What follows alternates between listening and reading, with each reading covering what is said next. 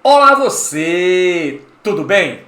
O assunto que vamos explorar hoje na nossa revisão Enem 2024 é um assunto que já caiu de 2010 a 2024 194 questões.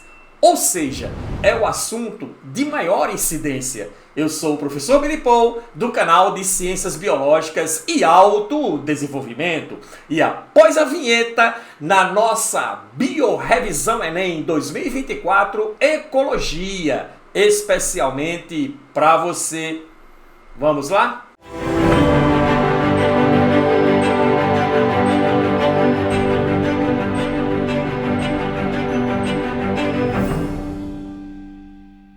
Biorevisão Enem 2024, hoje sobre o tema ecologia. E uma coisa importante que você vai perceber é que a maioria das questões que caem na prova sobre ecologia são exatamente a respeito dos desequilíbrios ambientais. Beleza? Vamos à questão 1? Vamos lá. Primeira questão diz o seguinte: o ciclo do nitrogênio é composto por várias etapas conforme a figura, sendo cada uma desempenhada por um grupo específico de micro-organismos, ok?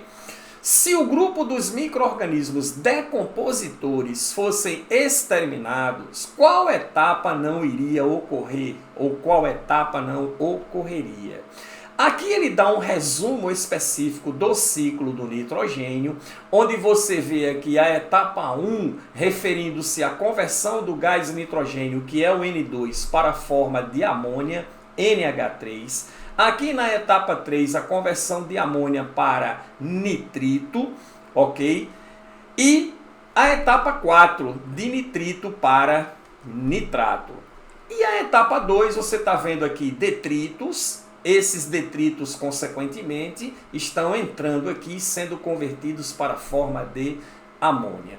E aí, vamos dar nome aos bois, como se diz lá na minha terra. Olha só, a primeira etapa do ciclo do nitrogênio é a fixação. A segunda etapa é a nitrificação, a terceira etapa é a amonização e depois temos a desnitrificação. E aí, vamos analisar o seguinte: a fixação do nitrogênio é a conversão de N2 para a forma de NH3. Quem faz isso? Cianobactérias e Rhizobium, que vivem associadas em mutualismo em raízes de plantas leguminosas, beleza? A próxima etapa é a nitrificação. Só que a nitrificação envolve dois processos de quimiossíntese, na verdade, ok? Onde você tem a amônia, o NH3, convertido para nitrito, que é o NO2-, atividade esta chamada de nitrosação e efetuada pelas nitrossomonas, e temos a etapa de nitrificação, onde há a conversão do nitrito NO2- para nitrato NO3-, ok? Sendo essa etapa conhecida como nitratação e feita pelas nitrobactérias. Sendo assim, perceba que a nitrificação, ok, ela divide-se em duas etapas importantes. A nitrosação, feita pelas nitrossomonas, que é a conversão de amônia para nitrito, e a nitratação, feita pelas nitrobactérias, que é a conversão de nitrito para nitrato, beleza? A desnitrificação nada mais é do que a conversão desse nitrato para nitrogênio molecular, que é devolvido à atmosfera, terminando então o ciclo do nitrogênio. Etapa esta realizada pelas pseudomonas, beleza? A amonificação ou amonização, tá? Nada mais é do que a decomposição dos compostos orgânicos nitrogenados para a forma de NH3, feito pelos decompositores. Como assim, professor? Aminoácidos têm um radical amina, que é de nitrogênio, Proteínas são formadas de aminoácido que contém nitrogênio e os ácidos nucleicos têm as bases nitrogenadas. Esses são os compostos orgânicos à base de nitrogênio. Todos eles na natureza serão decompostos para a forma de amônia dentro do ciclo do nitrogênio e processo este que é denominado de amonificação. Beleza? Respondendo então à questão, olha, detritos da natureza e mesmo excretas nitrogenados dos animais, que são a base de nitrogênio, eles todos serão convertidos para a forma de amônia, etapa de amonificação. Então, isso é realizado por micro-organismos decompositores. Se você elimina os micro-organismos decompositores dessa equação, o que é que você vai ter? Você vai ter o comprometimento da etapa 2, que é a conversão dos detritos de caráter nitrogenado para a forma de amônia, respondida à questão. De todos os ciclos biogeoquímicos, carbono, oxigênio, água, o nitrogênio é um dos que mais tem incidência nas provas. Então é um ciclo que você deve deter aí suas informações nessa sua mente brilhante. Beleza ou não? A próxima questão do Enem 2022 diz assim: as usinas nucleares utilizam o princípio da fissão nuclear para gerar energia elétrica. Exatamente. Dentro do reator, nêutrons colidem com átomos de urânio que se dividem em dois novos átomos, liberando de 2 a 3 nêutrons do núcleo, em uma reação em cadeia. Esse processo libera muito calor, que é utilizado para gerar energia. Porém, é necessário um sistema de arrefecimento para evitar uma explosão. O sistema de arrefecimento é um sistema à base de água que visa resfriar o reator. E aí, para isso, a água captada de fontes naturais, rios, mares, etc., circula em um sistema fechado e depois volta para o meio ambiente. E aí ele pergunta: caso esse sistema não ocorra de maneira adequada, será gerado um impacto negativo, por quê? Produzirá gases tóxicos? Claro que não. Diminuirá a reserva hídrica local? Claro que não. A água é captada da reserva hídrica e posteriormente devolvida à reserva hídrica. Aquecerá os ecossistemas aquáticos? Pronto, aqui chegamos à questão.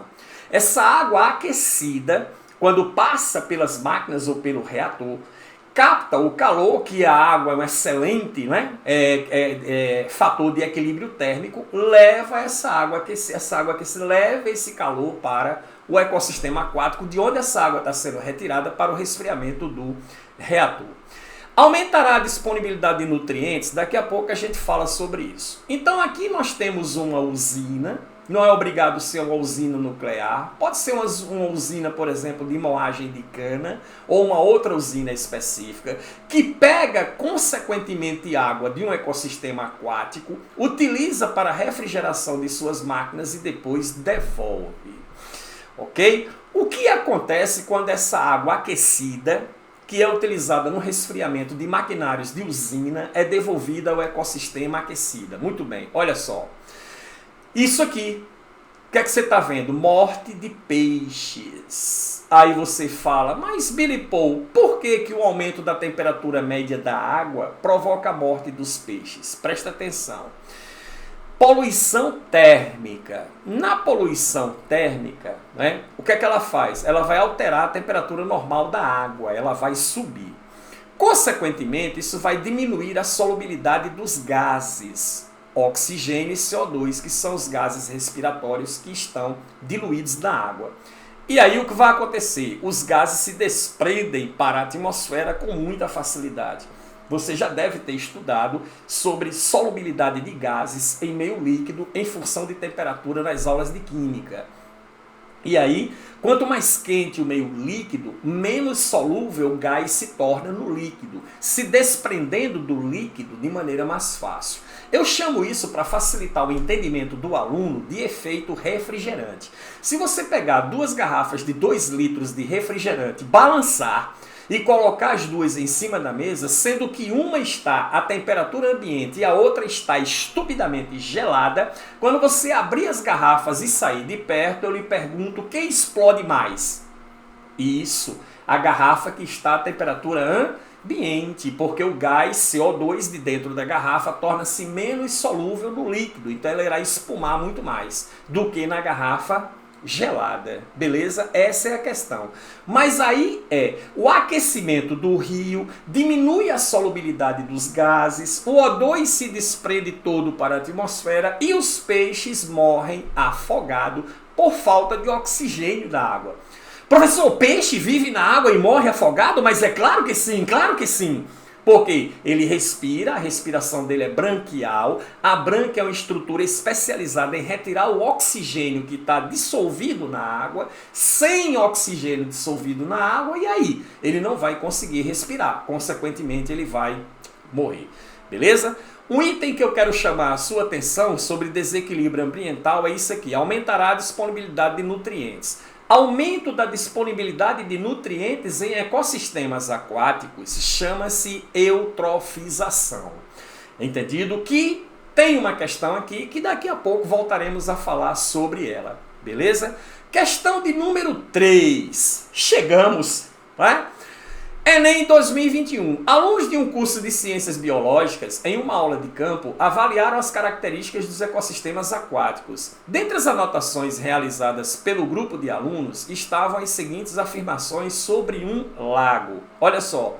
Item 1. Grande quantidade de peixes mortos, com intensa decomposição de matéria orgânica. Item 2. Número elevado de algas, impedindo a chegada da luz às camadas inferiores da coluna de água. Item 3, esgoto doméstico sendo lançado no lago. Item 4, bolhas emergindo do fundo do lago. E item 5, o lago é isolado do oceano por um extenso cordão arenoso. Com base nas afirmações dos alunos, conclui-se que esse lago está passando por um processo de eutrofização, letra C, beleza? Por quê, professor? Na eutrofização, primeira coisa, aumento da disponibilidade de nutrientes. Você joga dejetos orgânicos na água que sofrem decomposição e mineralizam a água. Ou joga, por exemplo, fertilizantes químicos que são utilizados na agricultura e que por lixiviação são arrastados para os ecossistemas aquáticos, eutrofizando a água. Então, sempre que eu tenho o aumento da disponibilidade de nutrientes minerais na água, tá? Isso é chamado de eutrofização. A eutrofização leva a um fenômeno primeiro, que é a floração das algas. Muita disponibilidade de nutrientes minerais, as algas fazem a festa, começam a se alimentar e reproduzem de forma extremamente exacerbada nessas situações. A floração das algas, que faz com que as algas assoreiem esse ecossistema aquático, isso vai levar ao impedimento da luminosidade subaquática, a luz do sol que entra pela lâmina de água, penetra e vai favorecer a fotossíntese subaquática, que libera o oxigênio que fica dissolvido no ecossistema aquático, facilitando a respiração dos peixes.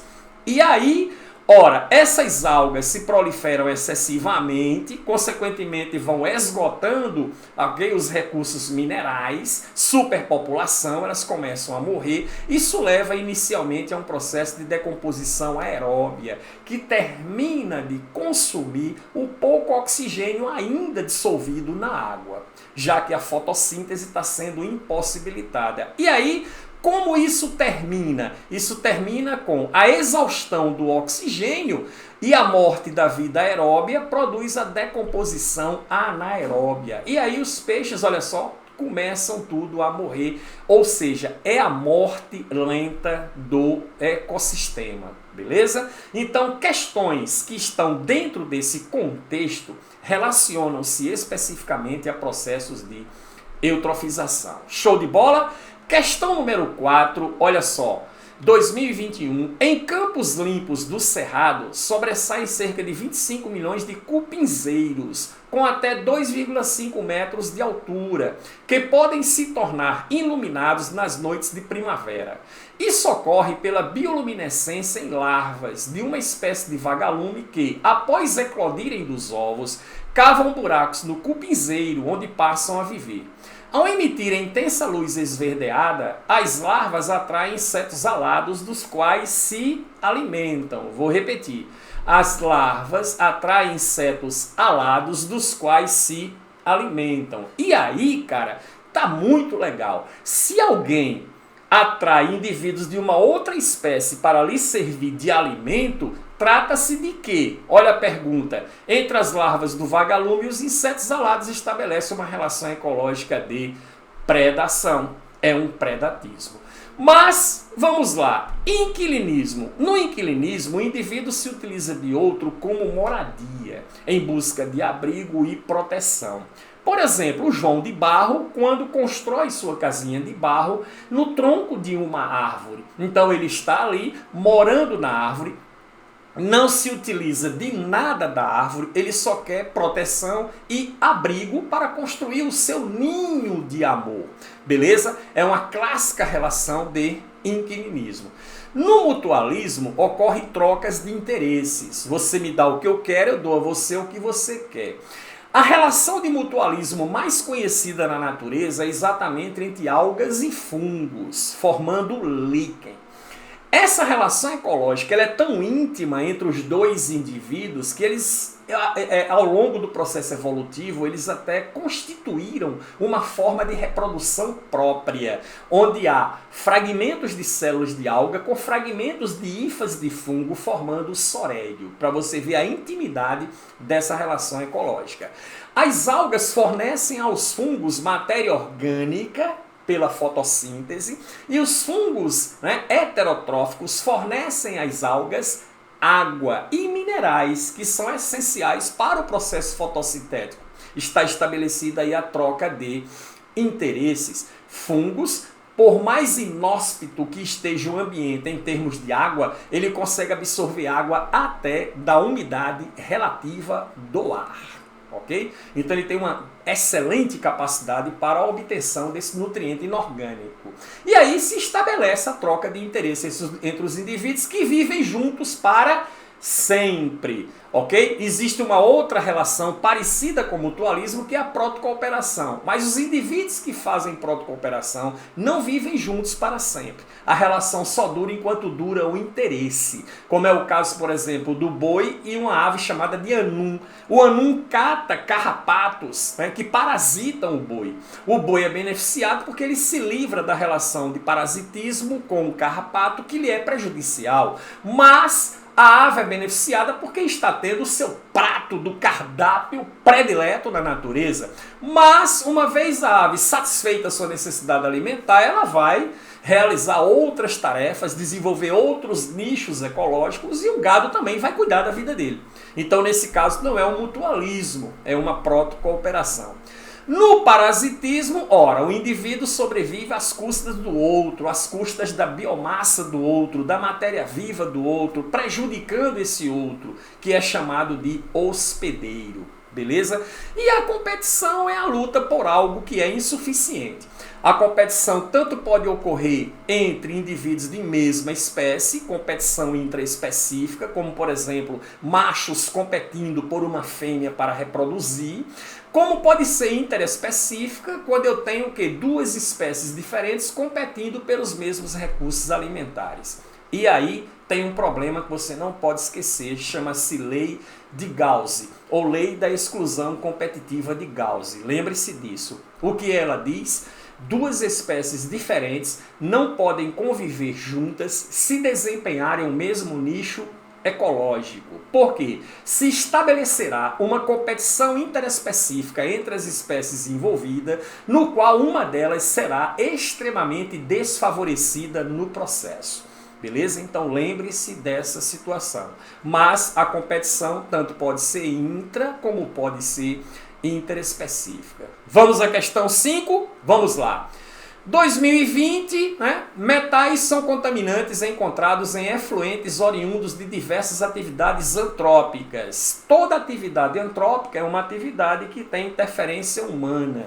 Dentre esses, o mercúrio Hg é aquele que apresenta a maior toxicidade e o único metal que reconhecidamente causou óbitos em humanos em razão da contaminação pela via ambiental. Chama-se hidroargirismo, que é quando o indivíduo se contamina pela ingestão de mercúrio. Particularmente pela ingestão de organismos aquáticos contaminados, isso, peixes principalmente. Considere que, em um ecossistema aquático cujas águas foram contaminadas por mercúrio, esse metal será incorporado pelos organismos integrantes de toda a cadeia alimentar nos diferentes níveis tróficos, porque o mercúrio vai passando de um nível trófico para outro, porque ele não é metabolizado pelos organismos vivos. O mercúrio é um metal, beleza? Na situação apresentada, as concentrações relativas de mercúrio encontradas nos organismos serão... Como serão? Ora, essa questão é uma questão que envolve magnificação trófica. E aí, a concentração de mercúrio será mais baixa nos níveis tróficos de menor ordem, aqueles que estão mais próximos do produtor, ok? Do que nos de níveis tróficos mais altos, onde a concentração será maior. Por quê, professor? Olha só esse gráficozinho aqui, ó. Aqui eu tenho o produtor, que podem ser algas, que serve de alimento para um consumidor primário, que serve de alimento para um consumidor secundário, que é um animal que ocupa o terceiro nível trófico, um consumidor terciário aqui, tá? E que está sendo pescado por esse indivíduo aqui, que é o consumidor quaternário na nossa cadeia alimentar. E aí você observa que há o aumento da concentração do poluente ao longo da relação alimentar. E a maior concentração da substância, claro, você vai encontrar no último nível trófico. E a menor concentração lá pelo primeiro nível trófico. O produtor, quanto mais absorvem os seus minerais, no meio vai absorver sais de mercúrio. Os sais de mercúrio, então, se concentram no tecido do produtor porque ele não metaboliza. Quando passa para o consumidor primário, aí, quanto mais o consumidor primário se alimenta desse produtor, mais ele concentra, tá, o poluente não biodegradável nos seus tecidos. E aí vai sempre aumentando a concentração desse produto não biodegradável nos níveis tróficos superiores, onde a maior concentração irá se encontrar no último nível trófico da relação. Por isso é letra E. Questão 6. O Protocolo de Montreal é um tratado internacional que diz respeito à defesa do meio ambiente. Uma de suas recomendações é a redução da utilização de substâncias propelentes, como os CFCs, clorofluorocarbono, em aerosóis e aparelhos de refrigeração. Essa recomendação visa, letra A, evitar a chuva ácida.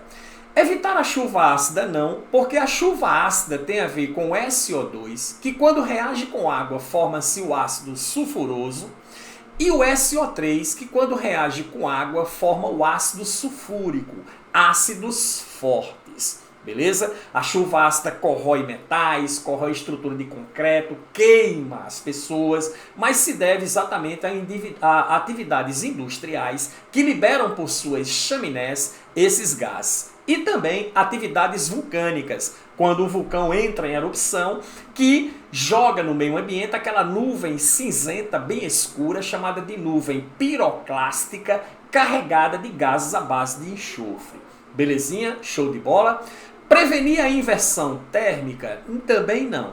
A inversão térmica é a interposição de uma camada de ar quente entre duas camadas de ar frias. Ocorre nas grandes cidades, centros de grandes poluições industriais ou automotivas, que liberam ar quente, que na estação fria do ano, invernos muito rigorosos, de 0 grau, abaixo de 0 grau, essa camada de ar quente só consegue subir até uma certa altura e se interpola entre o ar frio abaixo e o ar frio acima, impedindo então que os gases possam se dispersar pela atmosfera, ok? Pela neutralização das correntes de convecção. Então é isso que vai produzir a inversão térmica. Preservar a camada de ozônio, pronto, aí chegamos na alternativa, beleza? Mas segura ela aí. Controlar o aquecimento global, também não. Aquecimento global tem a ver com o CO2 e o metano, o CH4, ok? Pois esses gases à base de carbono aqui na atmosfera retêm calor. Vale salientar que o metano consegue guardar 30 vezes mais calor, porque o CO2 é uma molécula linear, oxigênio, carbono no meio, oxigênio, estrutura linear, e o CH4 é tridimensional. Então ele consegue guardar muito calor aqui, né? Essas suas ligações aqui dentro, beleza? Então ele aquece, contribui ainda mais. E aí, impedir a formação de ilhas de calor. Ilhas de calor tem a ver com concretagem em vias costeiras, construção de prédios muito altos em zonas marítimas, aliás, e asfaltamento, né? O asfaltamento dificulta muito a evaporação de água, o que resfria o meio ambiente. E aí você passa a ter um calor ainda mais acentuado nas cidades. A resposta da questão está relacionada com a letra C. Por que, professor? Muito bem. Ele fala aqui em CFC, o clorofluorocarbono, que é essa moléculazinha que está representada nesse desenho aqui, beleza? Aqui na legenda temos carbono, olha o carbono aqui. Aqui nós temos flúor, tá aqui o flúor aqui. Aqui nós temos o cloro, que é essa moléculazinha cinza. E aqui nós temos o oxigênio em preto. Essa molécula aqui é o clorofluorocarbono, que sob a ação da radiação ultravioleta do Sol, quebra-se, beleza ou não? Liberando quem? Liberando o cloro. Fica fluorocarbono e libera quem? O cloro. Esse átomo de cloro liberado pega aqui a molécula de O3, que nada mais é do que O2 ligado a uma molécula de oxigênio a mais por uma ligação covalente dativa. A ligação covalente dativa é quebrada e esse cloro se une a esse oxigênio liberado do ozônio. Beleza? Ó, tá aqui, ok? Tá aqui, olha só. Né? Esse óxido de cloro aqui. Mais quem? O oxigênio agora. E aí a reação prossegue, né? Átomos de oxigênio livre que são encontrados na natureza pela própria quebra do oxigênio molecular pela radiação ultravioleta podem reagir com o óxido de cloro, ó, tá ele aqui, formando O2, beleza ou não? E liberando o cloro. O cloro volta, pega o O3 e reinicia o processo, formando esse ciclo aí, belezinha? Decompondo cada vez mais a camada de ozônio. Informações atualizadas que eu trago para você sobre isso, tá aqui, ó. Cada átomo de cloro decompõe cerca de 100 mil moléculas de O3 no seu tempo de vida útil. Em 1987 foi feito então o Protocolo de Montreal, que é citado na questão e que entrou em vigor em 1989 para eliminar o uso de CFC como aeropropelente até o ano 2000, meta esta alcançada. Mas a quantidade de cloro liberado na atmosfera, analisando o seu tempo de vida útil, ainda vai continuar agredindo a camada de ozônio até 2065, embora que atualmente já se constatou que o grande buraco que existe numa das regiões polares do planeta já está se fechando, beleza? Então ela já está se recompondo. Em 2065 não teremos mais problema com relação a isso. Esse é um problema controlado, tá certo? O aquecimento global é o problema do momento, que nós precisamos resolver, diminuir o mais rápido possível a emissão de gases à base de carbono. Isso aí é fato. Belezinha? Vamos para a questão 7 e última. Vamos lá. Enem 2020, em um ecossistema é observada a seguinte teia alimentar. O menor nível trófico ocupado pelas aves é aquele do qual elas participam como consumidores de primeira ordem, segunda ordem, terceira ordem, quarta ordem e quinta ordem. Muito bem. Temos aqui uma teia alimentar, que nada mais é do que uma inter-relação de cadeias alimentares, tá certo? Eu tenho aqui os decompositores, fungos e bactérias, muitas setas estão chegando nele, ou seja, todas as setas, porque toda relação alimentar termina no nível da decomposição. E temos aqui as algas que são produtoras.